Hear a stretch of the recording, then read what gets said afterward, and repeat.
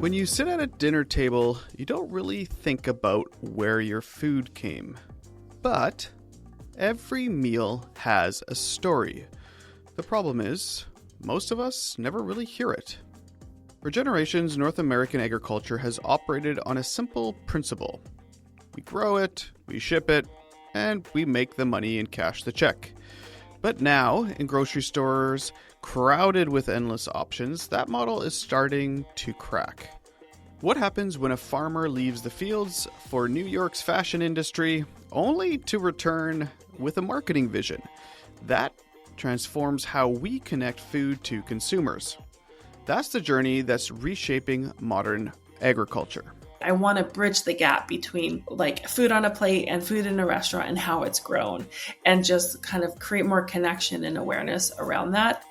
In this episode, I get to sit down with Ali Cox. She is the founder of Noble West. It's a marketing agency that brings entertainment industry storytelling to a place that's a bit unexpected, which is agriculture.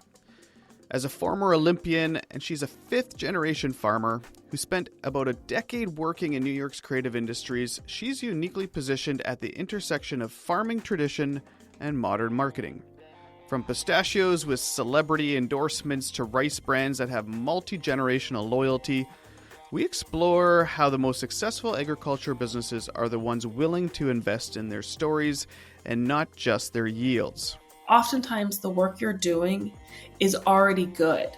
You just don't know how to package it up into a story that's usable to the person who's selling your crop. Welcome to the Capitalist Hippie, the podcast where we challenge the old rules of business to build something better. I'm Marco Pimentel, marketing expert, entrepreneur, and lover of bold, sustainable ideas. Every week, we dive into data-backed insights, groundbreaking ideas, and real-world strategies that help you outthink and outmaneuver the status quo. Today, we're digging into the soil of agriculture marketing to uncover what it really takes to transform commodities into brands that consumers really connect with. Let's get into it. Ali, thank you so much for joining me. I'm excited because we get to kind of nerd out on marketing, and we get to talk about storytelling and the importance storytelling and marketing can do for businesses that ultimately are trying to do things that are better for our planet and for our earth, which is amazing. But you are a storyteller and you help people tell their stories with marketing. But before we begin there, what brought you into the world of food and agriculture and marketing, and what was that connection? Well, thanks for having me, Marco. Thrilled to be here. Love this podcast. To answer your question directly, nothing brought me into it because I was already there. We are a fifth generation farming family on both sides of my family. So on my dad's side, more row crops, and we have cattle, and now we have lots of different kind of tree nuts.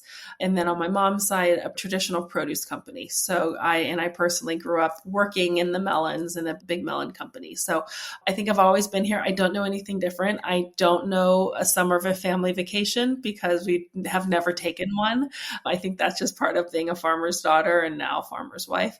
But I think that my aha professionally was after 10 years in New York, deciding, you know what, I really love marketing. I worked at Fashion Week. I worked at sports.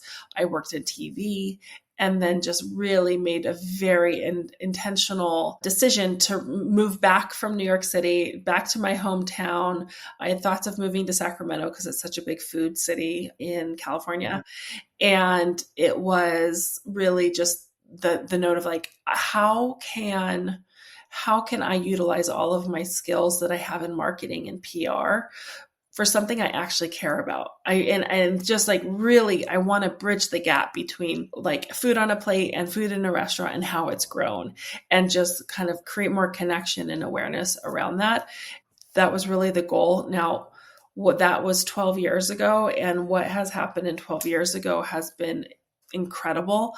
We've grown a ton. We now operate in several states. We have international clients. So it's just really been kind of like bringing that lens of entertainment marketing that I had with also kind of the traditional history of agriculture, and just understanding like what got us here is not going to get us there is something that I bring to the team. And my team is intentionally very diverse because frankly, the food system is very diverse. And so when you went to New York, it was kind of like, I don't want to be in the farming space. I've been this my whole life. This is fifth generation. I want to go to like the biggest city in the US where all the action is and just get a different life experience and learn from everything that I can learn. But was there ever an intention to come back when you were leaving? No, no, and I used to be a, international rower. I'm an Olympian. So I was Olympian in rowing. And so I had already traveled the world, and I trained in Princeton, New Jersey, which is outside of New York. So New York was just a natural step because a lot of my friends from rowing were going there. It's a huge rowing hub. And so just an incredible network was already kind of built there. No, I was ready for like life adventures that I probably would never be able to get in anywhere else. So that wasn't really on the radar. I think that when I turned 35 years old, I kind of had the aha, like I have to now work on things that really matter to me. I don't think I'm alone in that. There's something about like kind of once you've already had 10 or 15 years of working under your belt and you sort of sit back and go, wait a minute, is this like real life now? Like this is my future? Oh gosh, like do I want that? Or do I want to think about how I can do better for the world and better for farmers and better for consumers? And I didn't know what I wanted to accomplish, but I knew I wanted to do something meaningful, and which is something I feel super proud of in our kind of day-to-day work with Noble West. Yeah. And so when you came back, did you have the idea to start Noble West, or was that just kind of a process that happened once you came back to Central California and back on the farm, back in the area, and back and like you started to make that idea? Like, what was your plan when you came back? I think that when I came back, I'm a natural creative, so I think in color. I think that when I came back, I just knew I wanted to be seeing design and work and creative around food looking something like fashion or something like tech or sports, all three industries I had just kind of graduated from, right? I'm a recovering marketer in all those industries. Okay, so that creative tension, wanting agriculture to look and feel like other industries, is actually where innovation begins. Disruption rarely starts inside the system. It starts with someone who's seen another world and asks, why not there? Or why not here? The agriculture industry doesn't just need better processes, it needs better imagination. I knew I wanted to see that, and I just wanted ag and food from an origination standpoint to look different. But I was very intentional that I wanted to kind of take my freelance consulting work and build towards the goal of connecting consumers to food. And it was a little bit fuzzy in the beginning, which, I know you have a lot of entrepreneurs who listen to this podcast, and like, I'm raising my hand. I fully am one too. I have 5 other businesses. I can't stop creating. And I think that that's part of it. And Marco, you can probably relate, but like, it's okay to not know the end goal. Like, it's okay just to sort of have a vision and a feeling that you want to feel, and like sort of fuzzy creative vision in your head, because that is how I felt. And now I just kind of pinch myself because, a decade of hard work later, I don't work on anything I don't want to work on. I don't work in any industries I don't have any passion for. And I can see I get choked up every time I go to see our clients, because oftentimes I'm like driving past like farm workers harvesting artichokes and harvesting berries and like the bean harvester. And I'll stop by and like, throw my husband a sandwich, like on an almond harvester as I'm like driving to this airport, like all those things, because I get to work in the industry that I care. And we're working in potatoes and hydroponic herbs and cherries and almonds and walnuts and pistachios. And rice, and it's just and dairy and beef, and it's just like really interesting. And I just hope the same for all of your kind of listeners, that they actually lean into the hard, super hard work that it takes to like make dreams come true. Yeah. Well, farming is very hard, and farming has its challenges. So when you came back and you started to work, what was a farmer traditionally doing? As in, how were they marketing themselves, if any? And what's been kind of some of the changes? Because we have a very, very large food system. You obviously know it incredibly well. Marketing has changed when it comes to just growers, between the different type of certifications, how people are growing. But then at the same time, you got all of the problems with food.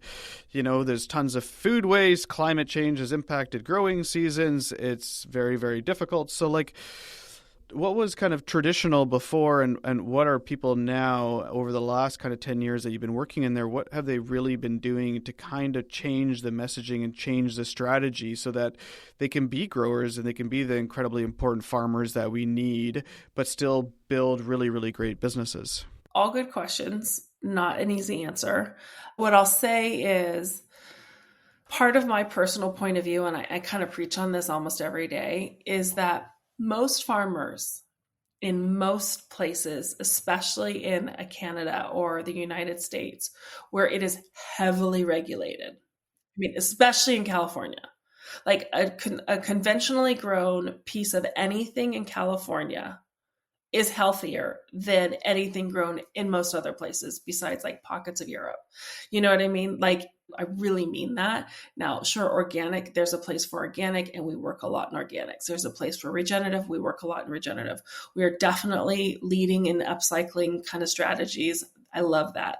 And so that's all really, really interesting. But I think the most important thing for farmers to take away is, oftentimes the work you're doing is already good. You just don't know how to package it up into a story that's usable to the person who's selling your crop. Yeah. And is that like the old way was, you're a farmer, somebody takes your product, they do the storytelling, they got the consumer, they do it themselves. And that's a big change now, is that a lot of the larger farmers kind of said, well, maybe we should be just selling straight to consumers. Is that a big part of the shift? Okay, so I think that if we look at back in history, that's where you had farmers back in the day that were incredible visionaries from a business perspective. They knew their customers, they knew consumers, they knew their retailers, and knew that that's more of a traditional way of doing it. Like, I'm Joe, I grow tomatoes and I sell to Tom at his store of grocery chains. That was great. Obviously, I think we all know that Joe cared about the product Tom was getting. Tom knew Joe. That's all awesome. Now, what happened was an incredible wave of commoditization in our food system, which then inherently has misalignment, fraught with problems. Growers are only compensated based on yield. Retailers will take what are going to try to knock the price down as much as they can. Enter a broker who's going to just bastardize the whole entire situation. And then all of a sudden, the consumer's paying for something they don't really understand. And 15 to 20 different entities have sucked on the price to get it to where it is. And the farmer is just taking whatever price they're given to them. This commodity trap is exactly why storytelling isn't a luxury for farmers. It's strategic defense. When your product becomes interchangeable, you're competing solely on price and yield. But when you control your narrative, you're competing on identity and values. It's not just marketing, it's reclaiming your position in a very, very important value chain. That is now where farming at scale is. It's not great. But you do have some farmers who have said, and maybe this is because they're well capitalized, maybe this is because they have the luxury of owning all their equipment and owning everything, and they inherit everything, and the ground is paid for, and they have the luxury of infinite amount of wealth to make some expensive mistakes. There's also that. But there are visionaries who are out there who are said, I want to grow it a certain way. I'm not afraid to pay for marketing and branding. I'm not afraid to listen to other people. And those folks who have a vision for how they want their food to be grown and the story they want to tell consumers are in a totally different place than everybody else. The majority, like the everybody else farmer, and I'm related to a lot of these folks, so I say this like with affection. The job was to grow it and get it on a truck and get it off your property. And then that's it. Wait for the check. And an assessment or a check off is like charged per bushel or per bundle or per pound. And then it goes to the association. It's the association's job to market it. Those days are totally over. They're done. Now the farmer needs to get the good product on the truck, get it off of their property, get it to the huller or the processor or the dryer or wherever it's going to be processed. And then they have to understand what their contract looks like. They need to understand what their grower, packer, shipper, or what the brand might need in order to get a top value dollar. Like that all is part of it. But where there have been like breakout stars are when you have farmers who have that branding vision as well. A few of them, like let's just keep it in California because it's easy for me off the top of my head, like Lundberg rice. Their grower, they don't process all of their crop, but that's okay. They use their neighbors to do that. They keep title to their rice. They are investing in food innovation. They are investing in marketing. They are investing in reaching the consumer. Incredible job, right? Another one, the Wonderful Company, Wonderful Pistachio. They had a vision to how they wanted to talk to consumers. The first ad company I've ever seen launching national ads with celebrities about mostly commoditized crop. So there are breakout stars, but where we are working with a lot of our clients is to say, what you're doing is good enough. It's actually great. But we have to talk about your packaging. We have to talk about your story. We have to talk about how you're reaching your audience. We have to talk about the relationship that you want to have with your retail partners. We need to know how you're differentiated, and we need to know how much you're willing to pull out a private label in order to invest in value add. And then once you get those answers, that's when my team like takes off full speed. And these, so like the Lundberg example, what size, like did they have a large farming business before, just kind of selling in the old traditional way, and somebody within their team said, I have a vision to do this differently? Or did they start like really, really small and just said, let's start doing this? Like, I guess that's like the question around farming that I think a lot of people think about. Is it all have to be massive scale? Or do a lot of people start with like a 5 acres and an idea and a vision and then kind of expand from there? Because, obviously this is so dependent on land, but I'm trying to understand like what's the future, what are you kind of future farmers thinking about, right? Like where do people right now and can potentially invest in, and like how can you take a new product to market from a small base? Mm-hmm. I would say like the Lundberg example is a pretty traditional example. Like great grandparents founded it. They left the Midwest, came out to California where they heard that there might be more water, fertile ground, great soil, founded it, and probably did a great job doing it probably more the traditional way. But again, back then, the traditional way was probably like putting it in sacks and taking it to San Francisco. And then like people were coming to like buy there, right? Then what I think really happened was there was a son who said, okay, I don't see the future looking great for us if we keep doing it this way. What if we decided to double down on sustainability? What if we decided to double down on our name? What if we decided to spend money in branding and marketing? And I think this is where like more traditional farmers just really get tripped up, is that they think like there's some golden parachute that the other people know, when it's not. But what they do know is they have to spend money in ways they're not used to spending money. In advertising, in creative, in campaign work, in product innovation, in packaging. Like that is expensive as all get out. But if you are willing to sort of have a vision for it and listen to those around you, then it could be very different. Now, I'm not suggesting that every small farmer go do this unless they maybe want to have a regional farmers market kind of way of life, which is, if they do, then great. But I'm sort of talking about food at scale. Food at scale. Yeah. And businesses. But I guess that was my question is, can you, in agriculture, can you start small and then scale? Could a farmer that has, 5, 10, 100 acres, a really great product, a vision, not as much money, can they start and start to kind of expand? And maybe that's the small market. People love it. They package it differently. They do things differently in the farmers market, and they kind of keep growing over and over. And all of a sudden, calling somebody like yourself to figure out how do you scale this thing kind of beyond. It's always kind of just interesting to see all of these small farms to big farms and where the market is going. So. Yeah, hard things to solve. I will answer that question as simply as possible. Probably not. They would be that small farm would be the exception, not the rule. The only way that they would be, and we have worked on these kind of projects before, and I'm going to tell you they are heartbreaking, if I'm being honest, because $50,000 or $100,000 spend on this is a really, really big deal to them. And it is just, it's a flash in the pan.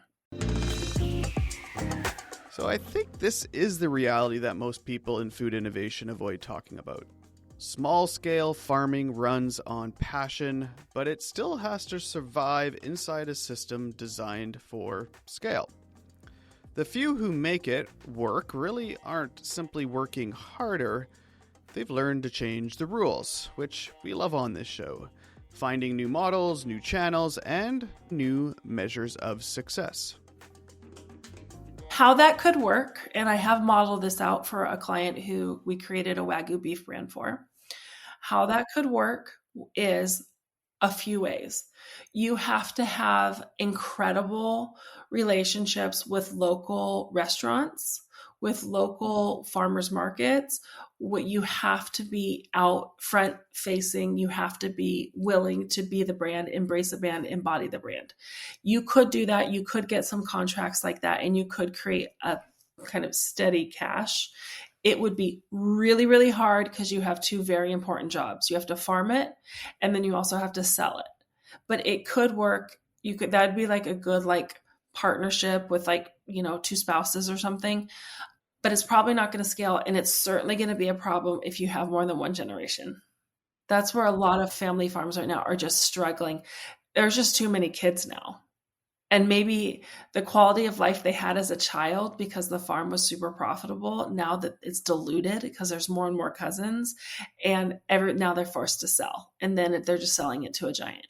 And then the giants are just buying it, kind of commoditizing it, and almost treating it like a fund, I believe, is what I've been seeing as well, where they'll just buy, hundreds and hundreds of acres every single time, and they keep running it that way. My husband and I, our farm management and harvesting business, we have farming customers who are private equity shops, who are corporate farming, and we might be farming our friend's old piece of property. Yeah. And they hire companies like yourself to manage the entire farm and do all the leasing and management of all of it.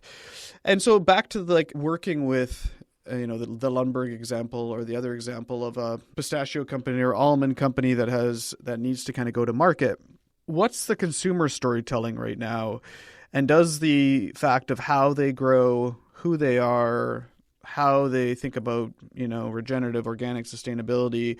And I know what you mean about the comment of farmers are often doing enough, because farmers are very, very conscious of their spend. They don't spray what they don't need to spray. They don't do the things that they don't want to do because most of it will cost them money. They do fundamentally care about their land, but they are in a unique position just around costs and things like that. But what is it that's kind of working for consumers, and what's the big kind of movement right now that you're finding with the storytelling? Is it more just that they are storytelling, or is it that it's storytelling plus something else that's working? So it's been proven that when you're talking to consumers, the three things they care about the most are availability, taste, and price. A very very distant fourth is how it was grown. Either regeneratively or organically or sustainably or upcycled or what it was grown with. So this hierarchy explains why so many sustainability-driven brands struggle. And one that I just kind of think about all the time when I think about CPG products. Even when the intent is right, the opportunity isn't to ditch sustainability, regenerative farming, it's to weave it into what people already care about. Taste, availability, and price. When sustainability enhances those experiences instead of competing with them, it becomes a genuine business advantage. But it's on the hand, I think, and I think that's sort of the good thing. Like it's there. It's probably not going to be your driver. We've seen lots of humongous brands launch sustainability driven, like climate forward messaging pillars, and it typically folds. But that doesn't mean, and I think there's just a lot more work has been, and again, we're talking at scale. But what I've been pleased to see is from an environmental standpoint, that brand might not work, but I think like it can fold into a bigger message, which then means you would continue to source like that. So, and I think part of it is really understanding like a farmer's needs. And oftentimes those needs are a place for their crop. If they're going to grow more sustainably and use less chemicals, they have to do more crop rotation, right? So then who's going to buy that? Are we iterating and innovating to create like food brands and products that will be able to receive that? So for wheat, if you're growing wheat, you definitely have to get something in there to fit for nitrogen, right? So are you going to put a yellow pea? Or are you going to put a lima bean or what, or garbanzo? And then who are you going to sell that to? And are they going to take it from you every other year? I don't know. But that's where if you're a food brand and you really are like intentional, I feel like that's where probably more good could happen. And finding a way to kind of weave that story would probably be more beneficial rather than launching with like a climate forward brand, which those are typically challenger brands and they typically don't work. Yeah, and have you seen any of the regenerative farming work at scale as well, where because that's the idea around maybe regenerative is just difficult a thing to sell to consumers, but the underlying benefits, like you talked about, throwing in a rotating crop and making extra money doing that, you know, maybe having to use less chemicals because your soil now is healthier than it was 5 years ago, and so fundamentally you get a better crop and better taste, like you said, that matters a lot, right? So, are there big, large scale farms that are working in regenerative that is, you know, maybe it's not the consumer picture, but it is just better business? I feel like I'm just sitting here talking about a competitor to one of my biggest clients, but Lumberg has leaned into this. I'll tell you what they did really right from a portfolio management perspective. The Lumberg brand means something, and now they're starting to add products based on those sustainability product goals. So now there's a regenerative. They've had organic for a while. It's across several different varieties with several different milling types. So I feel like they've done a very good job of folding it in. And there's probably some early adoption happening just because there's so much brand equity. But they're not leading with it, if that makes sense. Like they're not going to market with the regenerative just because, you know, they think it's the right thing to do, because that would have probably failed. Yeah, and it is, you know, there's the confusion of what is regenerative versus organic, and consumers are probably still just, you know, kind of getting a picture of what organic is. So it's hard to sell regenerative to people. Like I would get that, but, you know, fundamentally, does that mean that it's a better farm because they're doing it? And obviously, all the research says yes, but you have to get there. You have to have deep pockets to do that, and then how do you do that and sell it for? Because I guess the idea is you ultimately can sell it for more money, because it's a premium product. Mm-hmm. Yeah, and it's more expensive to do with everything around. But again, this is where it's so challenging, because as soon as you have a consumer standing in an aisle or toggling online doing their online shopping, like confused, like, do I do this regenerative rice or this organic, or which one's better? And then they throw their hands up in the air and go like, ugh, can't win. And then they're just going to go back to what's cheapest. Like, that's where it's sort of like, we cannot guilt this purchase at all.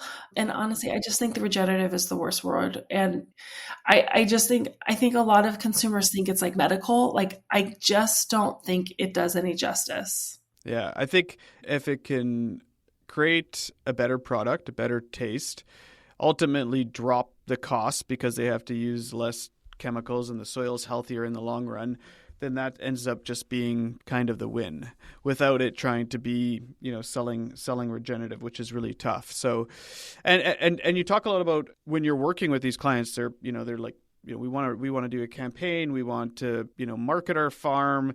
We want to tell our story. How do you know if it works? Because everything I spend online, I know exactly to the penny how much money I spent and how much money I made back. I have all my LTV modelings, but the entirety of everything is digital and it tracks everything. How do you know if these campaigns work when we're talking about, a retail store to a restaurant to big, wholesale chains? Like, how do you do that? I think you got to look at the numbers. I mean, that's why there's more digital analysts and business analysts and BI analysts in the marketing departments than ever before. It's sales. I mean, this morning I spent 2 hours on a pricing call of discussing the price of a artichokes bag versus, that's where it's sort of like, do we understand and what will the market bear? And, it becomes economics and pricing. And I definitely think that we are close on business owners and CEOs understanding that marketing is not just about making things pretty anymore.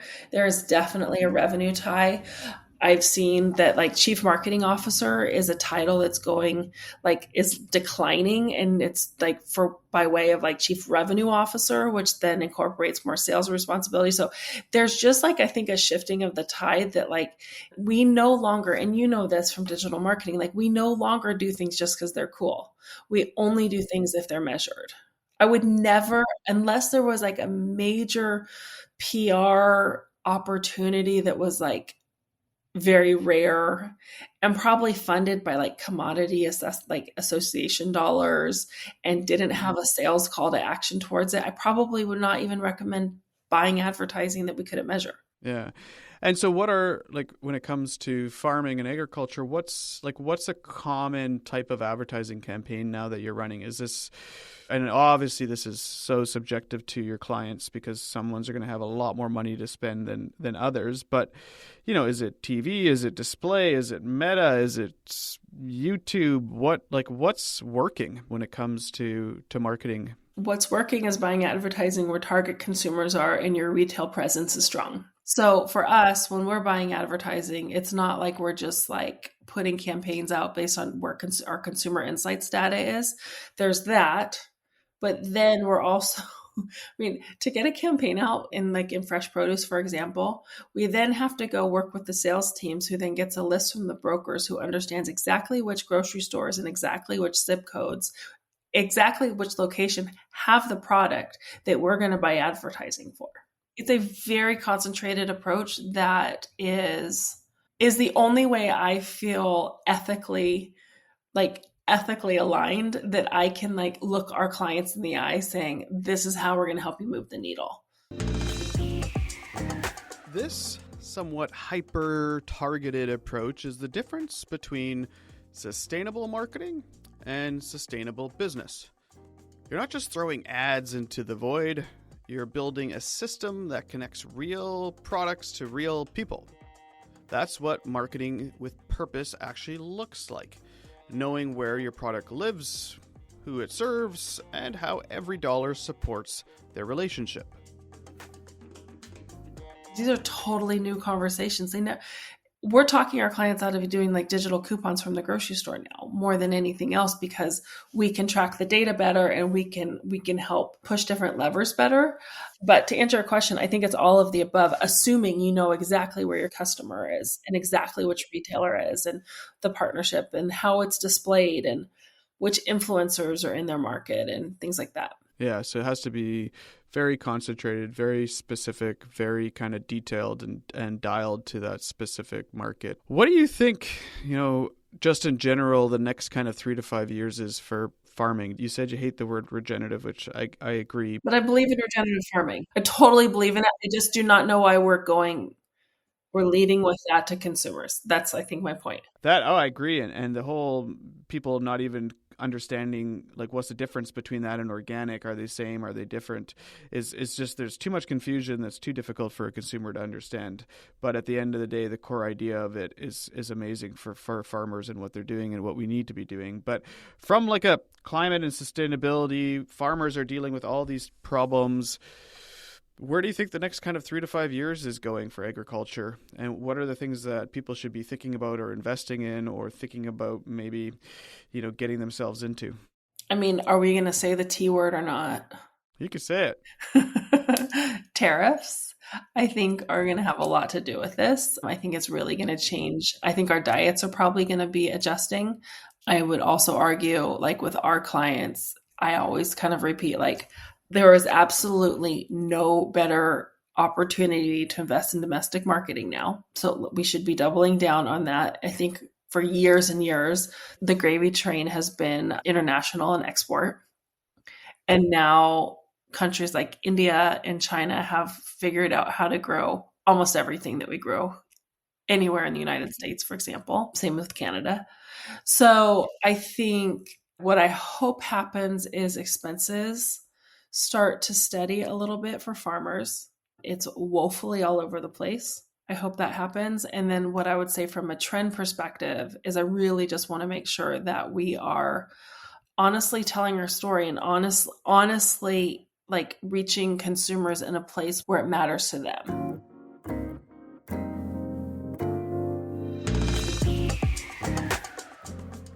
The way that I see it is that farming has always been about growth.